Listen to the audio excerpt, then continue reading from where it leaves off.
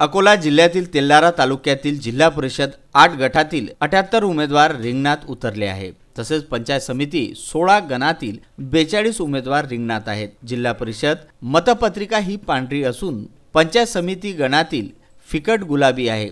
एकूण केंद्र 138 आहेत। यातील हिवरखेड गटातील मतदारसंघात सर्वात जास्त 19 केंद्र आहेत। प्रत्येक गणासाठी 2 मशीन राखीव ठेवण्यात आल्या असून या मतदान केंद्रात 617 केंद्राध्यक्ष, प्रत्येक केंद्रावर 138 BLO तर बुरखाधारी महिलांच्या ओळखीसाठी वर्ग 4 कर्मचारी यांची नियुक्ती केली आहे।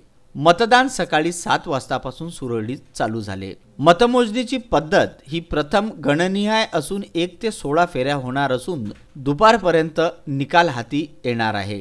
मतदान केंद्राच्या परिस्थितीचा आढावा निवडणूक विभाग घेत असून मतदान प्रक्रिया ही शांततेत पार पडली आहे। तसेच तेल्हारा तालुक्यातील काही गावांमध्ये दुपारी 4 नंतर मतदान केंद्रावर मतदान करण्याच्या मतदारांच्या रांगा पाहावयास मिळाल्या होत्या।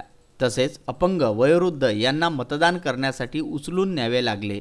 तसेच तेल्हारा तालुक्यातील मतदान केंद्रावर पोलिसांचा चोख बंदोबस्त पाहायला मिळाला। विदर्भ न्यूज करिता अकोल्यावरून गुरुदेव इसमुरे।